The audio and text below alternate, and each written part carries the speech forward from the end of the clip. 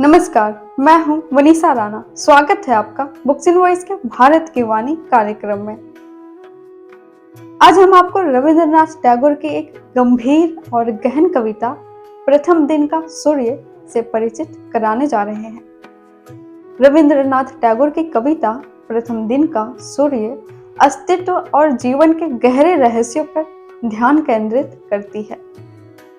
इस कविता में टैगोर ने सूर्य को केवल एक प्राकृतिक घटना के रूप में नहीं बल्कि ऐसे प्रतीक के रूप में प्रस्तुत किया है जो हर नए आरंभ और जीवन के रहस्यों से प्रश्न करता है।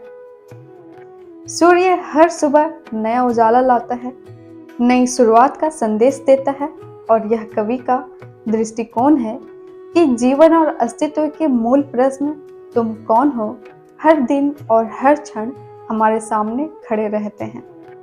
कविता में समय की यात्रा को भी दर्शाया गया है। वर्ष दर वर्ष बीतते हैं लेकिन इस मौलिक प्रश्न का उत्तर नहीं मिलता। दिन के अंतिम सूर्य के साथ यह प्रश्न संध्या और पश्चिमी समुद्र के किनारे खड़े होने के दृश्य में और अधिक गहराई ले लेता है।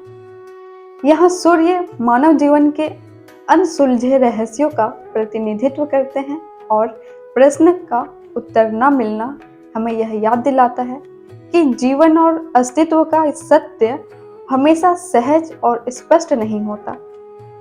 संक्षेप में, प्रथम दिन का सूर्य हमें सोचने और आत्मावलोकन करने के लिए प्रेरित करती है।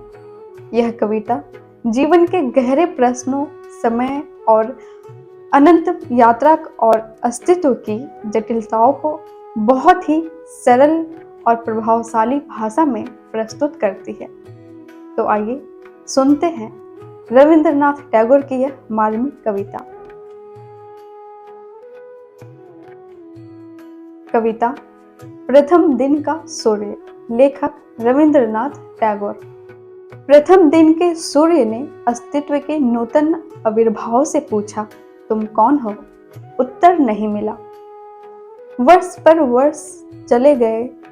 दिन के अंतिम सूर्य ने पश्चिमी समुद्र के तट पर निस्तब्ध खड़ी संध्या से अंतिम प्रश्न पूछा, तुम कौन हो? उत्तर नहीं मिला। तो दोस्तों, अंत में यही कहा जा सकता है कि प्रथम दिन का सूर्य हमें जीवन और अस्तित्व के अनसुलझे प्रश्नों के साथ सोचने और आत्मावलोकन करने की प्रेरणा देता है। यह कविता याद दिलाती है कि हर नया दिन, हर नया अनुभव हमें खुद और अपनी पहचान को समझने का अवसर देता है। रविंद्रनाथ टैगोर ने सरल और प्रभावशाली भाषा में यह संदेश दिया है कि जीवन का सत्य हमेशा स्पष्ट नहीं होता और कई बार हमें उसके उत्तर खोजने के लिए धैर्य और गहरी सोच की आवश्यकता होती है। यह कविता हमारे मन में आत्मनिरीक्षण और जीवन की रहस्यमयी सुंदरता की भावना जगाती है। आप सभी का बहुत बहुत आभार। नमस्कार।